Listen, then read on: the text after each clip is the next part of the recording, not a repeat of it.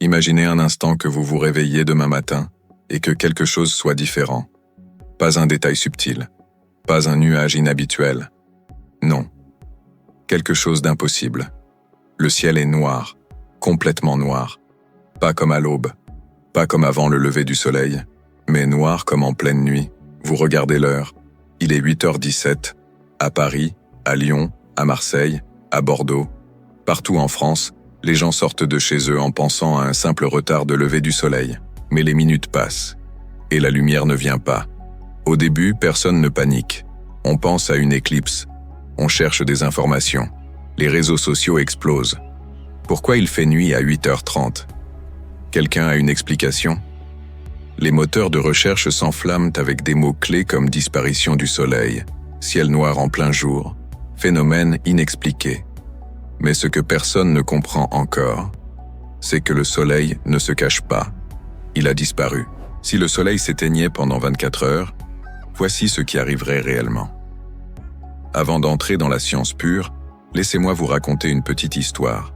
En 1816, l'Europe a connu ce qu'on a appelé l'année sans été. Les récoltes ont échoué. Les températures ont chuté brutalement. La famine s'est installée. Et pourtant, le soleil était toujours là. Ce n'était qu'un voile de cendres volcaniques provenant de l'éruption du Tambora qui bloquait partiellement la lumière solaire. Imaginez maintenant non pas une diminution, mais une extinction totale. La première heure serait étrange, silencieuse. Le ciel deviendrait progressivement plus sombre, comme si un interrupteur cosmique diminuait l'intensité lumineuse.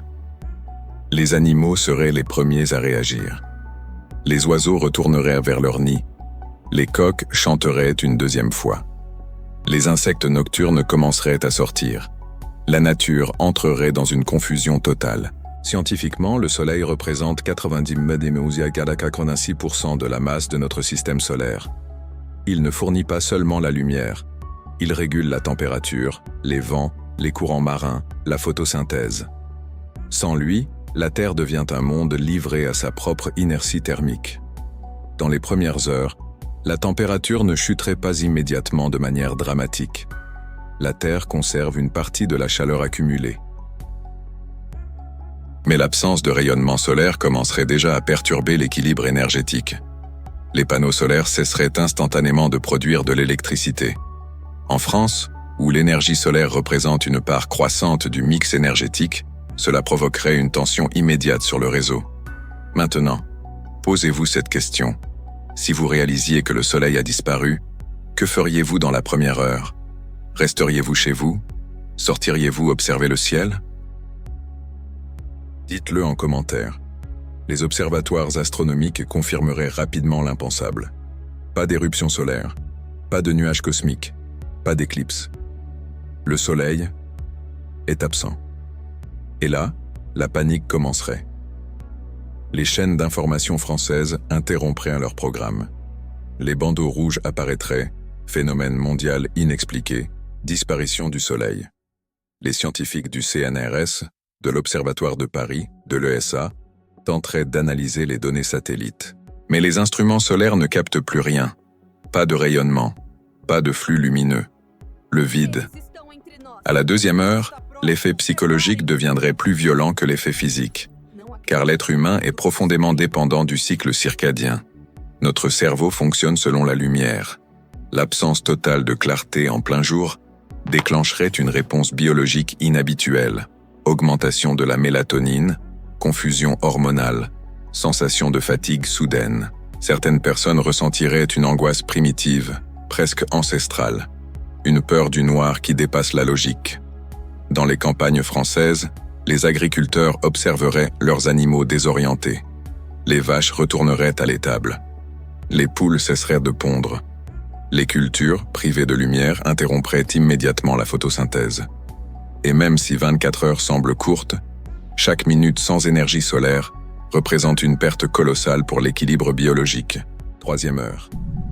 La température mondiale commencerait à baisser perceptiblement. Pas encore de gel brutal, mais une diminution progressive de 1 à 2 degrés dans certaines régions. En hiver, cela passerait presque inaperçu. Mais en été, Imaginez un mois de juillet en Provence, soudainement plongé dans une nuit glaciale. Les villes resteraient éclairées artificiellement. Les lumières LED, les phares des voitures, les vitrines. Mais cette illusion de normalité cacherait une réalité bien plus grave. Les marchés financiers ouvriraient dans la panique. Les bourses européennes chuteraient immédiatement. Les entreprises énergétiques seraient sous pression. Car sans soleil, la confiance dans l'avenir vacille. 4e heure. Les réseaux sociaux deviendraient incontrôlables. Théorie du complot. Fin du monde. Intervention extraterrestre. Expérience gouvernementale secrète. La désinformation se propagerait plus vite que la chute de température. Et c'est là que le véritable danger apparaît. La peur collective.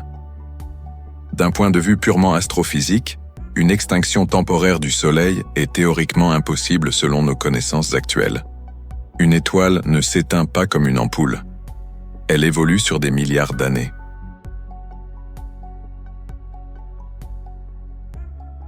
Donc si le Soleil disparaissait réellement, cela impliquerait un phénomène que notre physique ne comprend pas encore. Mais restons dans notre simulation. 6e heure. Les températures continuent de descendre. En moyenne, la surface terrestre pourrait perdre environ 4 à 5 degrés Celsius en 24 heures. Ce qui semble modéré. Mais l'effet n'est pas uniforme. Les régions continentales se refroidissent plus vite que les océans. Les zones rurales françaises commenceraient à ressentir un froid inhabituel. Les océans, eux, gardent leur inertie thermique. Mais l'arrêt brutal de l'évaporation solaire perturbe déjà la formation des nuages. Les vents changent. Les courants atmosphériques se désorganisent. 8e heure. Le ciel n'est plus simplement noir. Il devient étrangement profond. Sans diffusion de lumière solaire, l'atmosphère révèle davantage les étoiles. En plein jour, les constellations seraient visibles au-dessus de Paris comme dans un désert sans pollution lumineuse. Une beauté terrifiante. Mais cette beauté cache une question plus inquiétante. Et si le soleil ne revenait pas? À la 9e heure, les gouvernements commenceraient à envisager des protocoles d'urgence. Les stocks alimentaires, les hôpitaux, les infrastructures critiques. Car même si 24 heures semblent supportables, l'incertitude est le vrai poison. Le 10e heure marquerait une prise de conscience globale. L'humanité réalise à quel point elle dépend d'une étoile située à 150 millions de kilomètres. Chaque plante, chaque respiration, chaque calorie que vous consommez provient indirectement du Soleil. Sans lui, la chaîne alimentaire s'effondre. Posez-vous cette question maintenant. Si vous saviez que le Soleil pourrait ne jamais revenir, quelle serait votre dernière priorité aujourd'hui? Protéger votre famille? Chercher des réponses scientifiques? Observer le ciel une dernière fois? 11e heure. Le refroidissement s'accélère. La Terre, privée de sa source principale d'énergie, commence à rayonner sa chaleur interne vers l'espace. Ce processus s'appelle le rayonnement infrarouge terrestre. Habituellement, le Soleil compense cette perte. Mais sans lui, la balance énergétique devient négative. En France, les températures pourraient déjà avoir chuté de 6 à 8 degrés dans certaines régions intérieures. Les habitants commencent à allumer massivement le chauffage. La consommation électrique explose. Le réseau énergétique entre en tension critique. Même si la France dispose d'un parc nucléaire important, la pression sur les infrastructures devient extrême. 12e heure, minuit solaire. La moitié des 24 heures est écoulée, et c'est ici que la dimension biologique devient fascinante et inquiétante. La photosynthèse est totalement arrêtée depuis 12 heures. Les plantes ne produisent plus d'oxygène supplémentaire. Cela ne provoque pas immédiatement une crise respiratoire. L'atmosphère contient d'immenses réserves d'oxygène, mais l'arrêt brutal de la production végétale marque une rupture fondamentale dans le cycle du carbone. Les serres agricoles françaises, notamment dans le sud et l'ouest du pays, basculent sur éclairage artificiel. Mais cela reste une solution temporaire, coûteuse, énergivore. L'agriculture moderne dépend profondément du soleil, même lorsqu'elle tente de le remplacer artificiellement. 13e heure. un autre phénomène commence à apparaître, le champ magnétique terrestre. Normalement, le vent solaire interagit en permanence avec la magnétosphère terrestre. Mais si le Soleil cesse d'émettre, le flux de particules solaires disparaît. Les aurores boréales cesseraient presque immédiatement. Le ciel deviendrait étrangement calme, figé. Mais la question la plus terrifiante n'est pas thermique, elle est gravitationnelle. Car si le Soleil s'éteignait mais conservait sa masse, la gravité resterait identique. La Terre continuerait à orbiter normalement. En revanche, si le Soleil disparaissait complètement, y compris sa masse, la Terre cesserait instantanément son orbite circulaire et partirait en ligne droite dans l'espace à environ 107 000 km/h. Dans notre scénario, nous supposons que le Soleil est toujours là, mais sans émission lumineuse. 14e heure. Le refroidissement global atteint environ 10 degrés de perte moyenne sur les continents. À Paris, en plein été, une nuit glaciale inattendue. En hiver, cela deviendrait critique. Les animaux sauvages commencent à modifier leur comportement. Les prédateurs nocturnes profitent de l'obscurité permanente. Les écosystèmes entrent dans une confusion extrême. Certaines espèces marines commencent à remonter vers la surface, perturbées par les changements de température et de lumière. 15e heure. Psychologiquement, l'humanité entre dans une phase d'acceptation anxieuse. Les premières heures étaient dominées par la panique. Maintenant, c'est l'incertitude froide. Les familles se regroupent, les villes deviennent silencieuses. Les rues sont éclairées, mais presque désertes. Imaginez-vous à Lyon, regardant le Rhône sous un ciel rempli d'étoiles en plein jour. Une beauté irréelle, un silence cosmique. 16e heure. La température continue de chuter, mais plus lentement. La Terre possède une énorme capacité thermique grâce aux océans. Après 24 heures, la baisse moyenne globale serait estimée autour de 10 à 15 degrés Celsius. Ce serait brutal, mais pas encore une extinction immédiate. Cependant, certaines régions froides subiraient des gels sévères. Les cultures fragiles seraient irrémédiablement endommagées. 17e heure. Un phénomène souvent oublié entre en jeu. Les satellites solaires en orbite deviennent inutiles. Les panneaux solaires spatiaux cessent de fonctionner. Certaines infrastructures spatiales perdent progressivement de l'énergie. Les communications globales commencent à montrer des signes d'instabilité. 18e heure. La biodiversité microbienne commence à réagir. Les organismes photosynthétiques marins, comme le phytoplancton, interrompent leur activité. Or, le phytoplancton produit une part massive de l'oxygène mondial. Même 24 heures représentent un stress biologique mesurable. 19e heure. Les gouvernements diffusent des messages de calme. Mais personne ne peut garantir le retour du soleil. Et c'est ici que je vous pose la question la plus importante de cette vidéo. Sommes-nous réellement conscients de notre dépendance absolue à cette étoile ?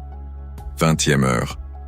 Le froid n'est plus simplement une sensation, il devient une réalité tangible. Les villes françaises, même les plus animées, sont désormais plongées dans une obscurité presque surnaturelle. Les monuments emblématiques, la Tour Eiffel, Notre-Dame, le vieux port de Marseille, sont illuminés artificiellement, mais cette lumière semble fragile, dérisoire face à l'absence cosmique au-dessus. La température moyenne mondiale a chuté d'environ 12 à 15 degrés dans certaines zones continentales. Ce chiffre peut sembler abstrait, mais imaginez un mois d'août à 25 degrés, qui tombe brutalement à 10 degrés en quelques heures. Les corps humains ressentent le choc thermique. Les hôpitaux commencent à enregistrer une augmentation des cas d'hypothermie chez les personnes vulnérables. 21e heure. Les océans, eux, commencent à montrer leurs limites. Leur immense inertie thermique a retardé la chute brutale, mais l'absence totale de rayonnement solaire modifie les échanges entre la surface et les profondeurs. Les courants marins, comme le Gulf Stream, dépendent indirectement du chauffage solaire. Une interruption prolongée perturberait ces flux vitaux pour le climat européen. En France, cela signifierait, à long terme, un refroidissement majeur du climat. Mais même en 24 heures, les premières anomalies atmosphériques apparaissent. Vents imprévisibles, pressions instables, formation inhabituelle de nuages glacés. 22e heure. La dimension psychologique atteint son paroxysme. L'humanité a besoin de repères. Le lever du soleil est l'un des plus anciens marqueurs biologiques et culturels de notre espèce. Depuis des milliers d'années, il symbolise la continuité, la sécurité, la certitude que demain arrive. Mais cette fois, demain n'arrive pas. Les enfants posent des questions que les parents ne peuvent pas répondre. Les scientifiques eux-mêmes parlent avec prudence. Les théories se multiplient. Certains évoquent une anomalie quantique. D'autres, une perturbation cosmique inconnue. 23e heure. Le froid continue de progresser, mais plus lentement. La moyenne globale pourrait atteindre environ 15 degrés de baisse sur certaines zones terrestres. Cela ne suffit pas à geler instantanément les océans, ni à provoquer une extinction massive en 24 heures. Mais les conséquences économiques seraient gigantesques. Les marchés alimentaires anticipent déjà des pertes agricoles massives si la situation devait se prolonger. Les écosystèmes fragiles, comme les récifs coralliens, subissent un stress brutal. Les espèces nocturnes prospèrent momentanément, tandis que les espèces diurnes restent figées dans une attente biologique. Et puis, 24e heure. Le monde retient son souffle. Imaginez-vous à ce moment précis. Vous regardez le ciel, toujours noir. Un silence planétaire. Les réseaux électriques tiennent encore. Les réserves d'énergie ont été mobilisées. Les populations sont regroupées. Et soudain, à l'horizon une lueur. Faible au début, presque imperceptible. Puis une ligne dorée qui perce l'obscurité. Le soleil revient. Progressivement, la lumière envahit à nouveau l'atmosphère. Les oiseaux recommencent à chanter. Les plantes relancent la photosynthèse. Les températures cessent de chuter. En quelques heures, la Terre commence à retrouver son équilibre énergétique. Mais quelque chose a changé. En seulement 24 heures, l'humanité a compris une vérité fondamentale. Nous ne contrôlons rien. Toute notre technologie, nos villes, nos systèmes économiques, dépendent d'une étoile banale parmi des milliards. Le Soleil n'est pas seulement une source de lumière, il est la condition même de notre existence. Si le Soleil s'éteignait pendant 24 heures, l'humanité survivrait probablement. Mais ce serait un avertissement brutal de notre fragilité cosmique. Alors maintenant, je vous pose une dernière question. La prochaine fois que vous verrez un lever de soleil, le regarderez-vous différemment? Mais il y a quelque chose de plus profond encore que le froid, plus troublant que l'obscurité, plus fragile que nos réseaux électriques. C'est notre illusion de stabilité. Nous vivons comme si la constance du soleil était acquise. Chaque matin, il se lève. Chaque soir, il se couche. Depuis plus de 4,5 milliards d'années, cette étoile brûle de manière relativement stable grâce à la fusion nucléaire de l'hydrogène en hélium dans son cœur. Chaque seconde, le Soleil transforme environ 600 millions de tonnes d'hydrogène en énergie. Cette énergie met environ 8 minutes et 20 secondes pour atteindre la Terre. Cela signifie que si le Soleil s'éteignait réellement, nous ne le saurions qu'après ces 8 minutes. 8 minutes où le monde continuerait normalement. 8 minutes d'ignorance absolue. Puis, soudainement, l'obscurité. Dans notre simulation de 24 heures, nous avons supposé que le Soleil cessait d'émettre de la lumière, mais conservait sa masse et sa gravité.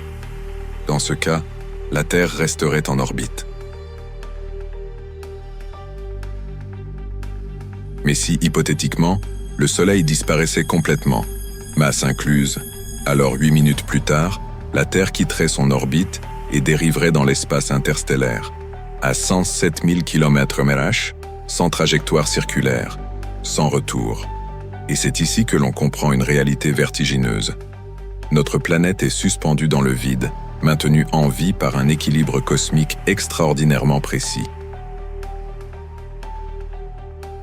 Une légère variation de l'intensité solaire, de quelques pourcents seulement, suffirait à transformer notre climat de manière drastique sur le long terme. Durant ces 24 heures d'obscurité, l'impact climatique resterait modéré à court terme. Mais si l'absence de soleil se prolongeait une semaine, les températures mondiales chuteraient en moyenne d'environ 20 à 30 degrés. Après un an, la surface terrestre atteindrait environ 73 degrés en moyenne. Les océans commenceraient à geler en surface, tout en restant liquides dans les profondeurs grâce à la chaleur géothermique. La vie ne disparaîtrait pas immédiatement. Certaines formes de vie extrémophiles survivraient près des sources hydrothermales sous-marines. Mais la civilisation humaine, elle, s'effondrerait bien avant. Ce scénario nous enseigne une leçon essentielle, la fragilité de notre dépendance énergétique. Nous parlons souvent de transition énergétique, de panneaux solaires, d'énergie renouvelable. Mais toute énergie renouvelable terrestre est, d'une manière ou d'une autre, liée au soleil. Le vent, résultat du chauffage différentiel de l'atmosphère par le soleil. L'hydroélectricité, cycle de l'eau alimenté par l'évaporation solaire. La biomasse, photosynthèse. Même les combustibles fossiles sont d'anciennes formes de vie qui ont stocké l'énergie solaire il y a des millions d'années. En réalité, notre civilisation entière fonctionne à l'énergie solaire différée. Et cela nous ramène à vous. Oui, vous, qui regardez cette vidéo. Quand avez-vous pris le temps, pour la dernière fois, d'observer un lever de soleil, de ressentir la chaleur sur votre peau et de comprendre que cette sensation provient d'une réaction nucléaire à 150 millions de kilomètres? Nous vivons à l'intérieur d'un miracle astrophysique permanent. Si le soleil s'éteignait pendant 24 heures, nous survivrions probablement.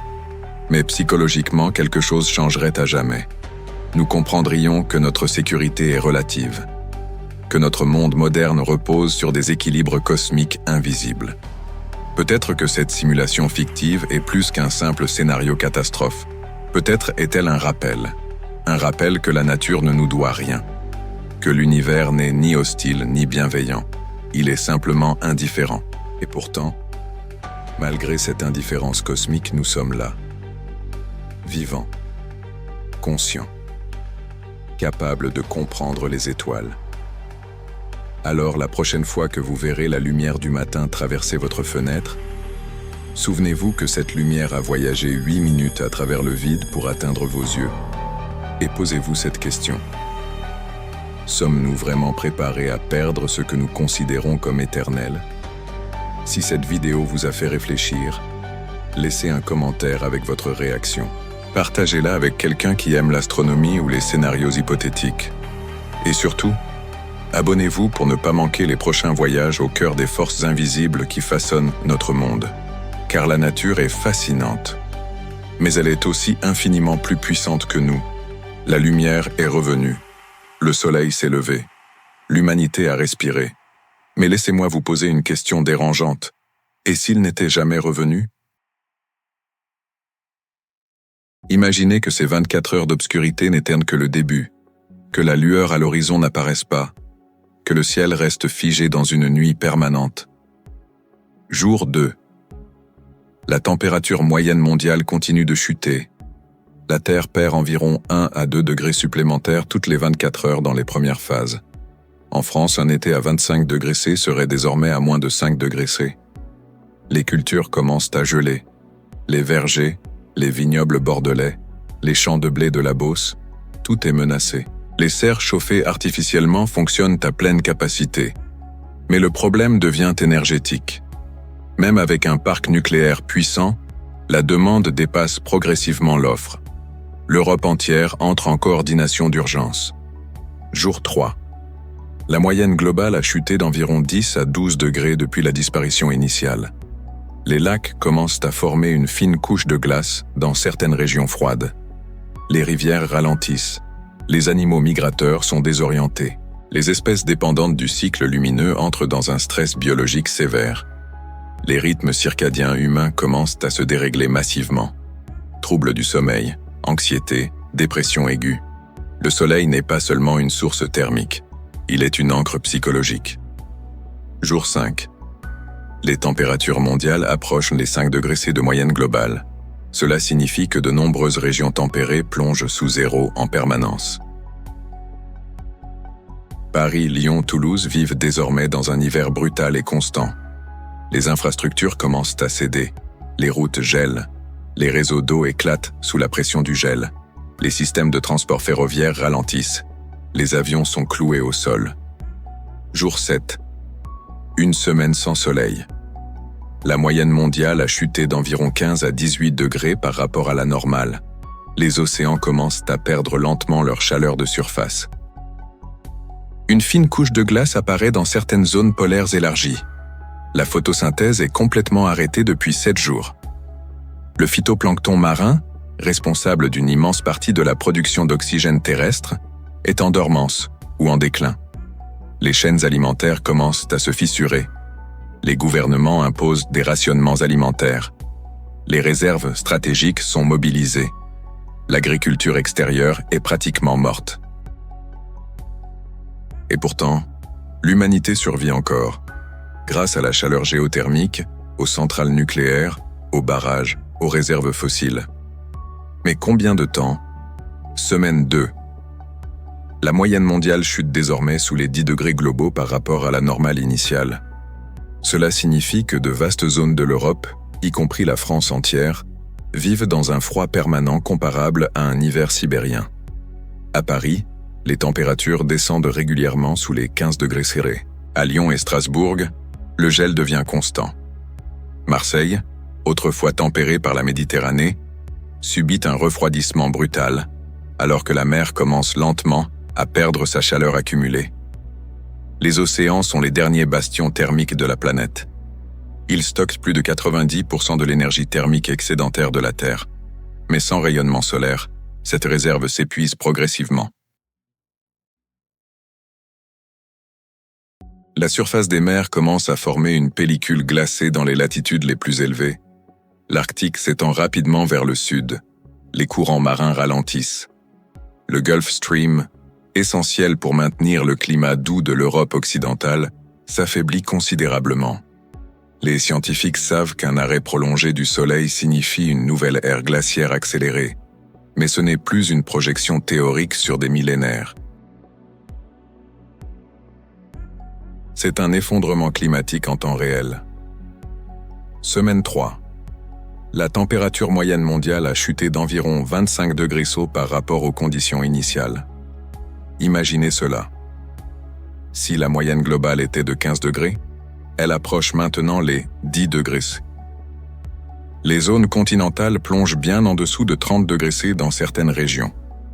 La Seine commence à geler partiellement. Les ports sont immobilisés. Les canalisations explosent malgré les tentatives massives de chauffage urbain. L'énergie devient le centre de toutes les stratégies de survie. Les centrales nucléaires fonctionnent à pleine capacité, mais leur refroidissement dépend de l'eau. Si les sources d'eau gèlent, même le nucléaire devient vulnérable. Les centrales à charbon et à gaz brûlent leurs dernières réserves à un rythme accéléré. Mais ces ressources ne sont pas infinies. Semaine 4. Un mois sans soleil. La moyenne mondiale approche les 30 degrés C. Les océans commencent à geler en surface sur de vastes zones. Cependant, sous la glace, l'eau reste liquide grâce à la chaleur interne de la Terre et à l'isolation thermique fournie par la glace elle-même. La planète devient blanche. Vue de l'espace, la Terre n'est plus bleue et verte. Elle est argentée, glacée, silencieuse. La photosynthèse est totalement arrêtée depuis un mois. Les plantes meurent massivement. Les forêts deviennent des structures figées, gelées dans le temps. Les herbivores disparaissent progressivement. Les carnivores suivent. Les écosystèmes terrestres s'effondrent en cascade. Mais sous les océans, près des sources hydrothermales profondes, la vie persiste. Des bactéries extrémophiles, indépendantes de la lumière solaire, continuent d'exister grâce à l'énergie chimique provenant du manteau terrestre. La vie ne disparaît pas immédiatement. Elle se transforme. Mois 2. La température moyenne globale chute vers 40 degrés C. Les villes françaises sont devenues des forteresses de survie. Les populations se regroupent dans des bâtiments isolés, alimentés par les dernières infrastructures énergétiques. Les gouvernements européens coordonnent des stratégies de migration vers des installations souterraines et géothermiques. Les aéroports sont inutilisables. Les routes sont ensevelies sous des couches de neige permanentes. Les communications satellites deviennent instables à mesure que les infrastructures énergétiques spatiales s'épuisent. La question n'est plus « quand le Soleil reviendra-t-il ?», la question devient « comment survivre sans lui ?» Mois 3. La moyenne mondiale approche désormais les 50 degrés. Cela signifie que même les régions équatoriales, autrefois chaudes et humides, plongent sous zéro de manière permanente. Les forêts tropicales sont figées. L'Amazonie devient une masse sombre et glacée. L'Afrique centrale connaît un hiver éternel. En France, les températures descendent régulièrement sous les 40 degrés. L'air devient sec, mordant. Respirer sans protection devient dangereux. L'humidité atmosphérique diminue drastiquement, car l'air froid retient moins de vapeur d'eau. Les précipitations cessent presque totalement, remplacées par une fine neige cristalline portée par des vents irréguliers. Les grandes villes sont désormais partiellement abandonnées.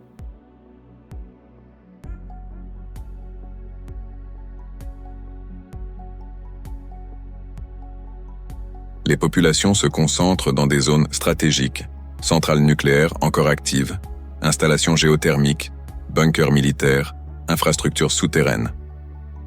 La tour Eiffel n'est plus qu'une silhouette métallique couverte de givre. La Méditerranée commence à former une couche de glace sur ses zones côtières. Le vieux port de Marseille est immobilisé. Les océans gèlent progressivement en surface, mais seulement sur quelques mètres d'épaisseur. Sous cette croûte glacée, l'eau reste liquide pendant longtemps grâce à l'isolation thermique et à la chaleur interne de la planète. La Terre continue de produire de l'énergie géothermique, environ 0,1 watts par mètre carré. C'est minuscule comparé aux 340 watts par mètre carré que le Soleil fournissait en moyenne. Mais ce n'est pas zéro. Mois 4. La température moyenne mondiale chute vers les 55 degrés. La quasi-totalité de l'agriculture de surface est morte. Les serres artificielles fonctionnent encore, mais seulement dans les zones alimentées par des centrales énergétiques puissantes. La production alimentaire mondiale a chuté de plus de 90%.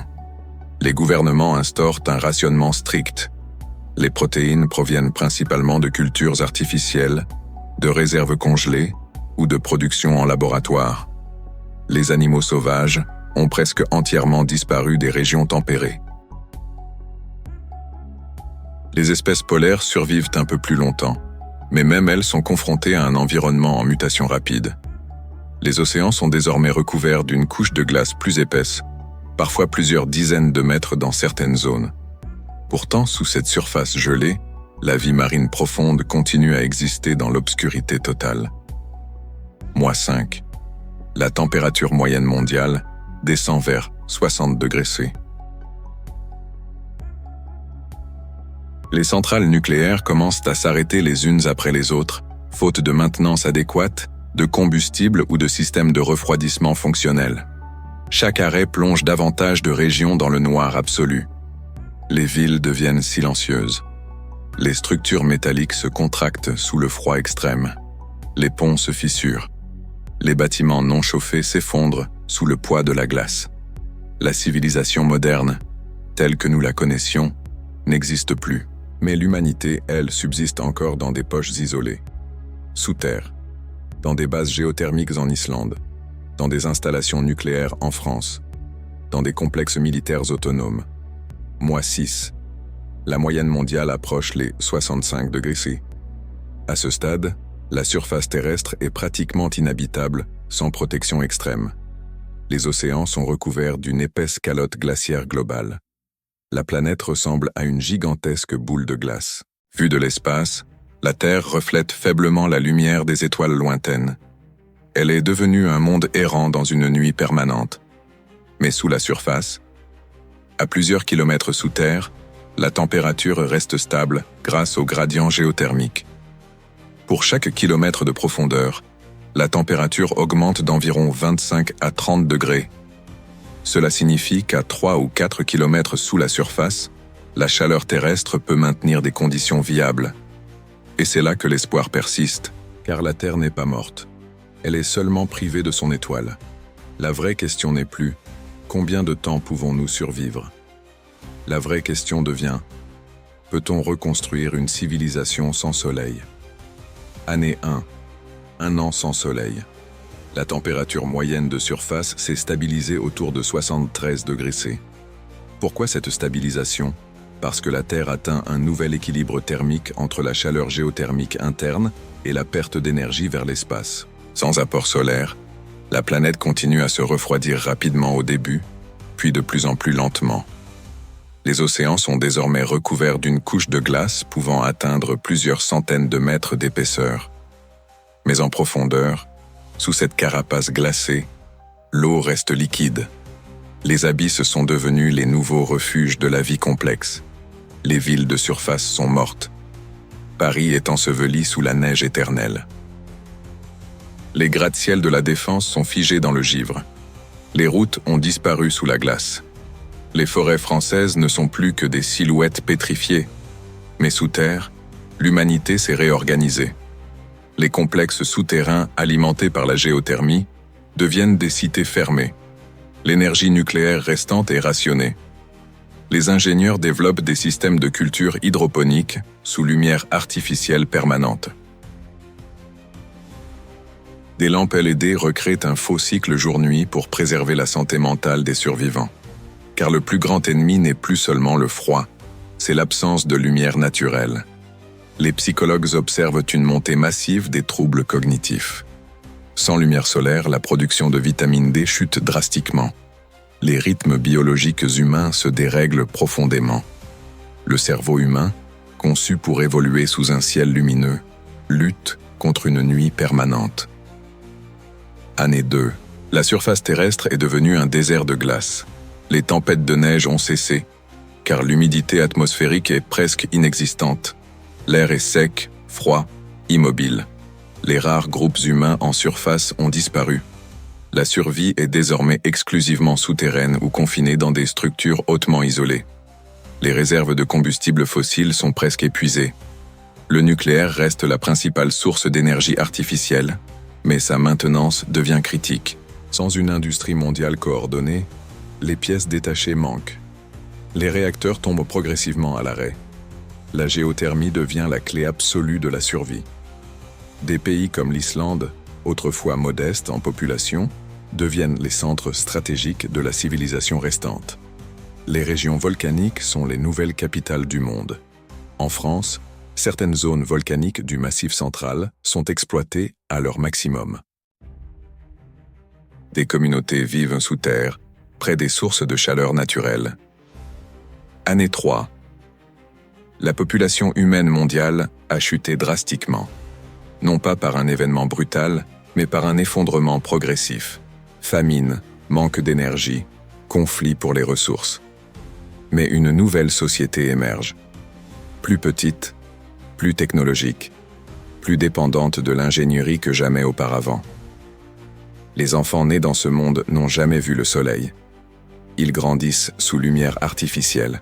Le concept de jour et de nuit devient abstrait.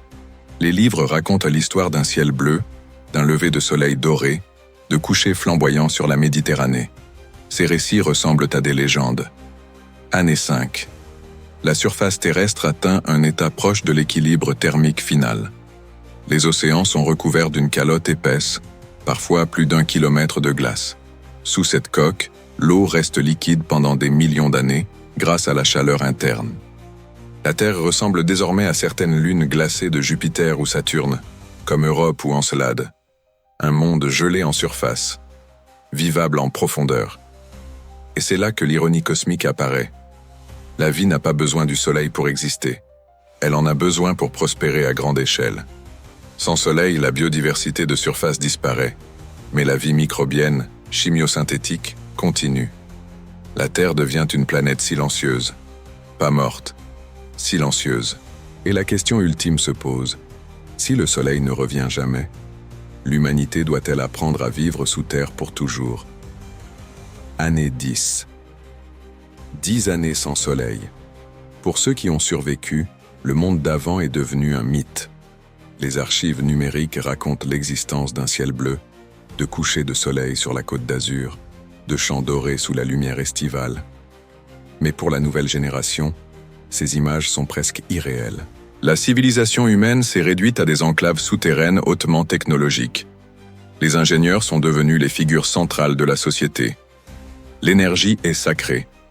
Chaque kilowatt est rationné. Chaque système est optimisé. La géothermie profonde fournit une stabilité relative.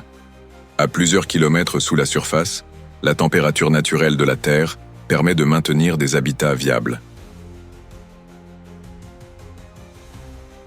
Des villes souterraines ont été creusées près des anciennes zones volcaniques françaises. Des communautés vivent désormais sous le Massif central, sous les Alpes, dans des cavités transformées en écosystèmes artificiels. La lumière artificielle simule des cycles de 24 heures.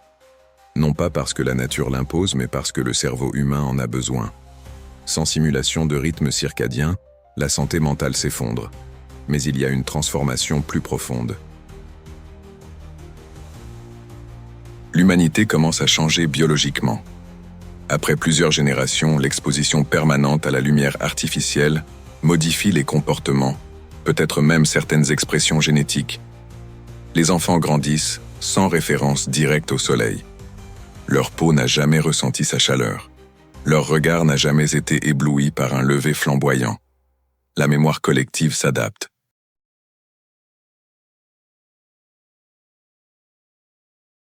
Certains groupes développent une nouvelle spiritualité centrée non plus sur le ciel, mais sur la Terre elle-même. La planète n'est plus vue comme un simple habitat, mais comme une entité protectrice, fournissant chaleur et refuge depuis ses profondeurs. Et pendant ce temps, à la surface, le monde reste figé. La température moyenne mondiale s'est stabilisée autour de 75 degrés Becquerel.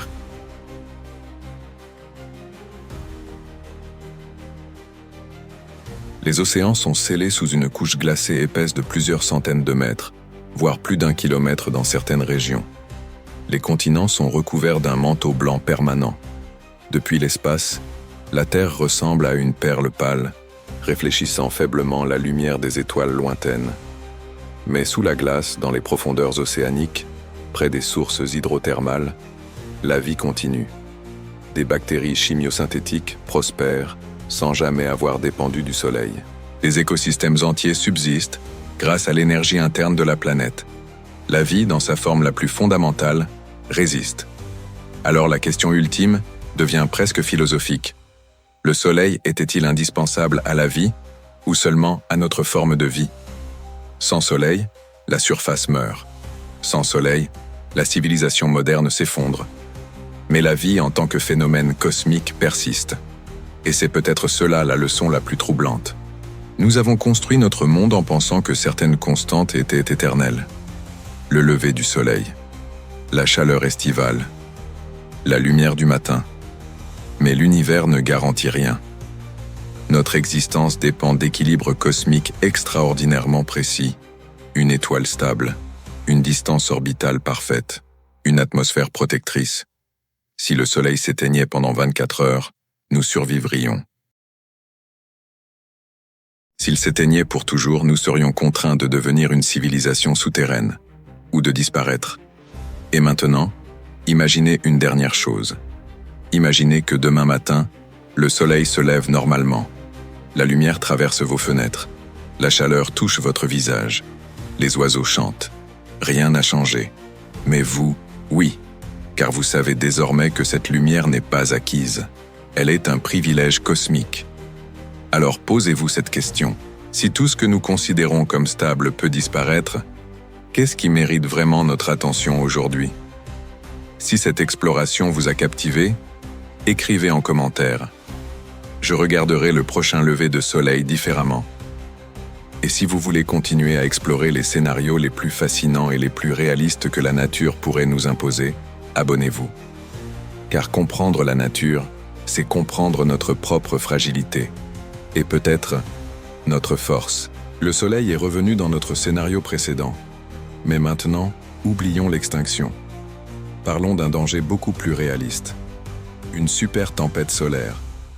Pas une fiction. Un phénomène scientifique documenté.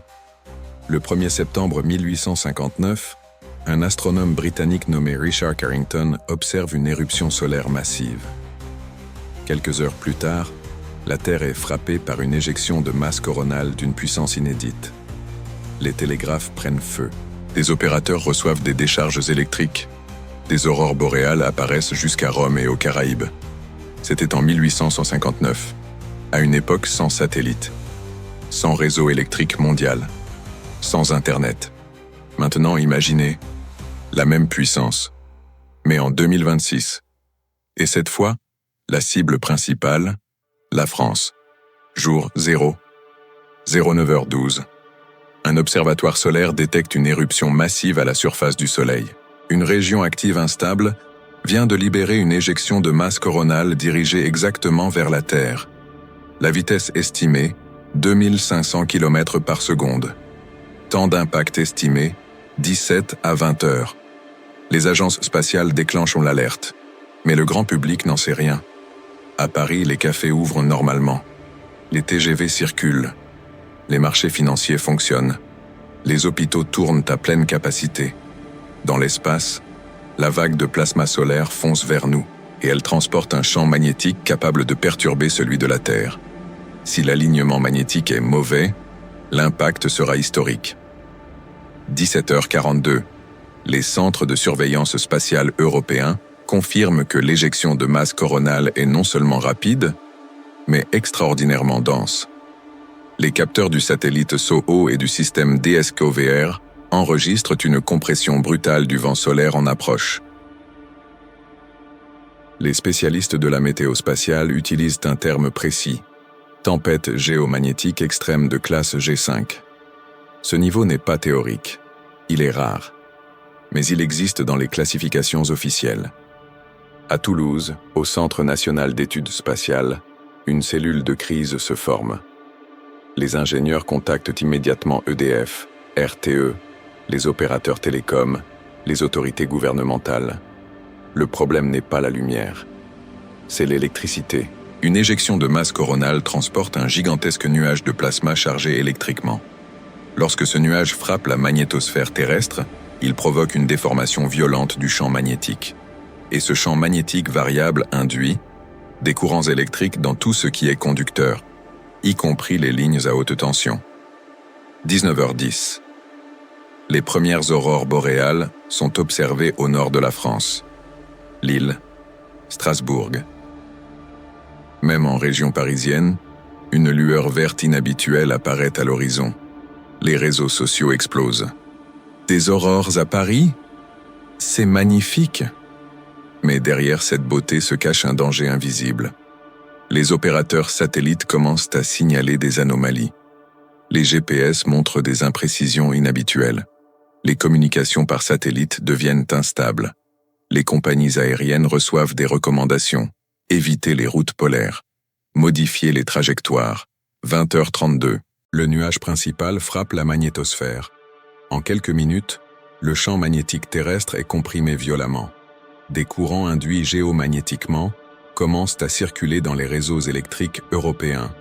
Les transformateurs haute tension, conçus pour un flux stable, reçoivent des surcharges inattendues. À 20h47, dans une sous-station du nord de la France, un transformateur commence à surchauffer.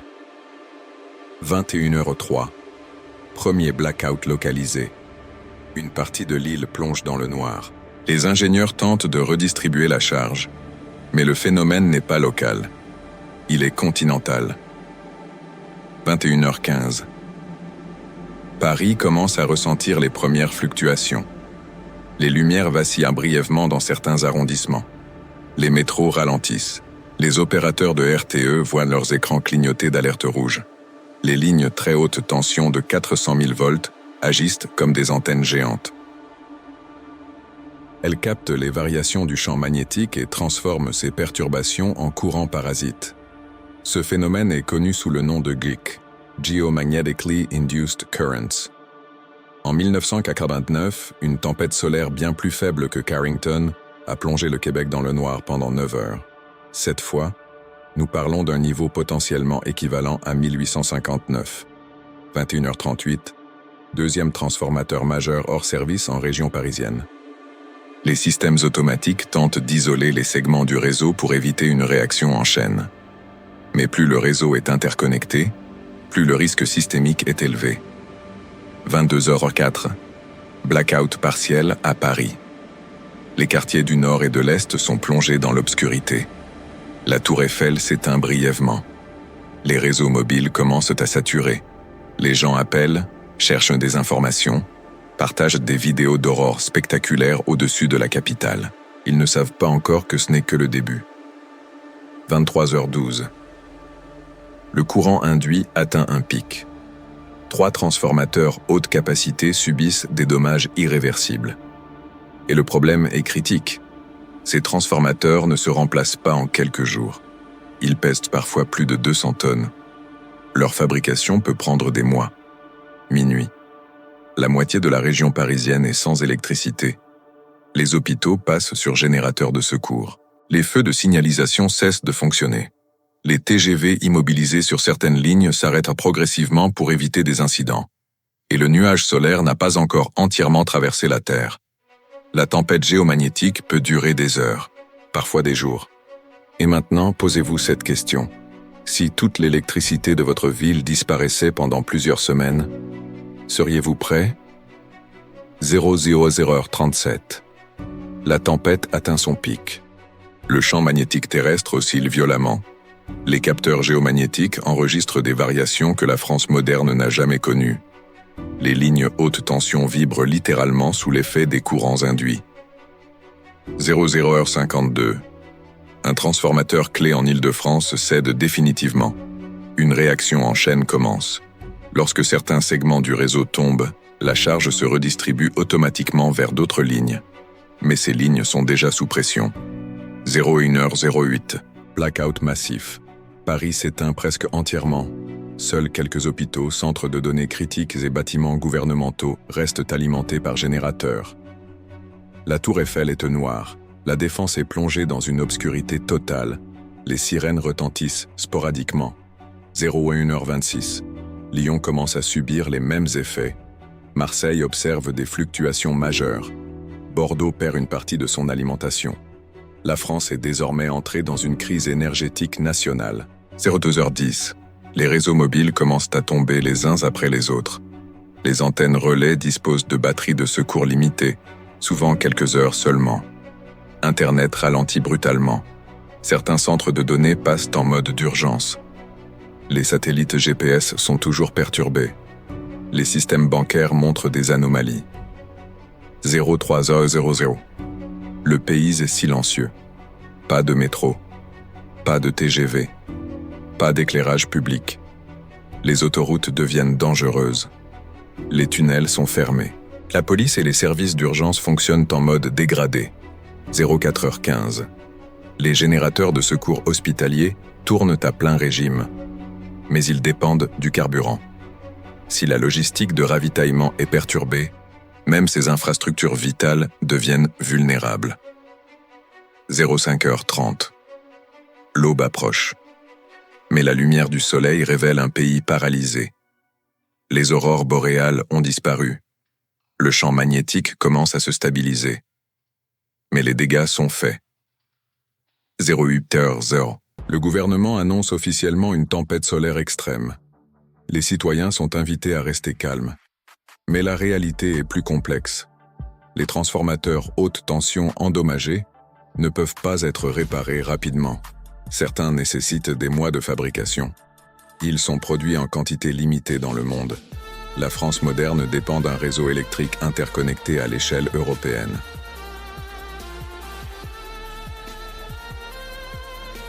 Si plusieurs pays sont touchés simultanément, l'importation d'énergie devient impossible. Jour 2. 60% du territoire français est sans électricité stable. Les supermarchés commencent à fermer faute de systèmes de paiement fonctionnels.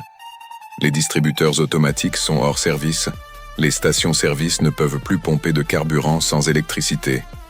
Les transports sont paralysés. Les grandes villes deviennent silencieuses. Jour 3. Les réserves alimentaires urbaines commencent à diminuer. Les hôpitaux rationnent le carburant de leurs générateurs. Les centrales nucléaires françaises, heureusement protégées contre certaines perturbations électromagnétiques, continuent de fonctionner. Mais la distribution d'énergie est le maillon faible. La question n'est plus « La tempête solaire est-elle terminée ?» La question devient « Combien de temps la France peut-elle fonctionner sans son réseau électrique national ?» Jour 5. La tempête solaire est passée. Le ciel est calme. Le soleil brille comme si rien ne s'était produit. Mais la France, elle, est méconnaissable. Près de la moitié du réseau haute tension est hors service. Plusieurs transformateurs majeurs sont irrémédiablement endommagés. Les équipes techniques travaillent jour et nuit, mais certaines pièces doivent être fabriquées à l'étranger. Le problème est simple. Une super tempête solaire ne frappe pas qu'un seul pays, l'Allemagne, l'Italie, l'Espagne, le Royaume-Uni. Tous ont subi des perturbations. La chaîne d'approvisionnement européenne est sous tension extrême. Jour 6. Paris fonctionne en mode partiel. Certains quartiers sont réalimentés par rotation. 2 heures d'électricité, puis coupure, puis retour ailleurs. Les habitants s'adaptent. Les commerces utilisent uniquement du liquide. Les systèmes bancaires sont instables. Les terminaux de paiement fonctionnent de manière intermittente. Les transports publics restent très limités. Les TGV redémarrent sur quelques lignes sécurisées, mais le réseau ferroviaire dépend lui aussi de sous-stations électriques endommagées. Jour 7. 1 semaine. Les supermarchés sont presque vides dans les grandes métropoles. Les chaînes logistiques ont été perturbées dès le premier jour. Sans carburant facilement accessible, le transport routier ralentit drastiquement. Les stations-service ne peuvent pomper que lorsque l'électricité est disponible. Dans certaines zones, la tension sociale commence à monter. Pas de chaos généralisé, mais une inquiétude profonde. Les Français découvrent à quel point leur quotidien dépend d'une infrastructure invisible. L'eau potable, les stations d'épuration, les systèmes de chauffage, les feux de circulation, les ascenseurs. Tout dépend de l'électricité. Jour 10. Les premières estimations économiques tombent, des dizaines de milliards d'euros de pertes. Les marchés financiers européens ont été fermés plusieurs jours. Les données ont dû être sécurisées manuellement. Certains centres de données ont subi des dommages partiels. Les assureurs parlent déjà d'un événement historique. Les experts utilisent un terme précis, un Carrington moderne. Mais cette fois, avec satellite, réseau numérique, dépendance totale à l'électronique. Jour 12. Les réparations avancent lentement. Les ingénieurs de RTE réussissent à stabiliser certaines lignes. Les importations d'électricité depuis des zones moins touchées commencent à soulager le réseau. Mais le problème des transformateurs reste critique. Un transformateur haute tension peut prendre 6 à 12 mois à être fabriqué. Et la France en a perdu plusieurs en une seule nuit. Jour 14. 2 semaines. La situation commence à se stabiliser, mais la normalité n'est pas revenue. Les autorités annoncent officiellement qu'une partie du réseau restera fragile pendant plusieurs mois.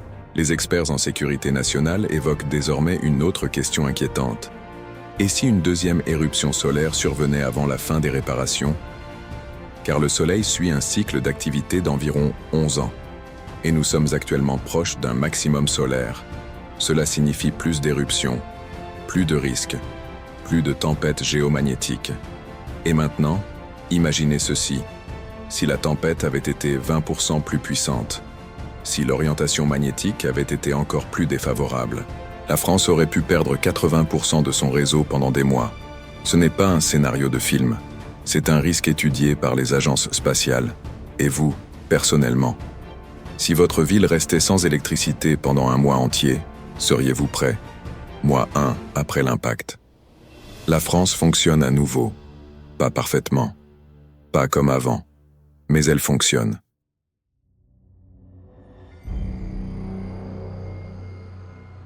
La majorité du réseau électrique a été stabilisée grâce à des réparations d'urgence, des redirections de charges et une coopération européenne massive. Certains quartiers ont encore des coupures ponctuelles. Les infrastructures critiques ont été renforcées. Mais quelque chose a changé. Les rapports scientifiques sont formels. La tempête solaire qui a frappé la France était comparable à l'événement de Carrington de 1859. Et elle aurait pu être pire.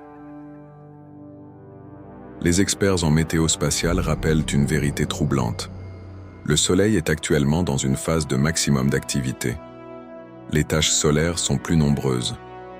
Les éruptions de classe X sont plus fréquentes. Les éjections de masse coronale sont surveillées presque quotidiennement. Le Soleil n'est pas une sphère paisible, c'est un réacteur nucléaire colossal. Chaque seconde, il libère plus d'énergie que l'humanité n'en produira jamais. Et parfois, il nous en envoie une partie. Les gouvernements européens lancent désormais des programmes de protection du réseau électrique contre les tempêtes géomagnétiques extrêmes. Des systèmes de découplage rapide sont développés. Des transformateurs plus résistants sont conçus. Mais le problème reste structurel. Notre civilisation est électrodépendante. Sans électricité, pas d'eau potable, pas de transport, pas de communication, pas de chaîne logistique, pas d'économie moderne. Une tempête solaire majeure n'est pas une hypothèse hollywoodienne. C'est une certitude statistique. La seule inconnue est la date. Peut-être dans 5 ans, peut-être demain. Et voici le détail le plus troublant. Nous avons en moyenne entre 15 et 60 minutes d'alerte avant l'impact principal d'une éjection de masse coronale détectée.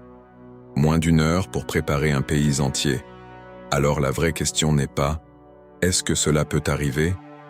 mais « Sommes-nous prêts ?» Regardez autour de vous, votre téléphone, votre connexion Internet, votre chauffage, votre réfrigérateur. Tout cela dépend d'un réseau électrique stable, protégé par un champ magnétique invisible, face à une étoile instable.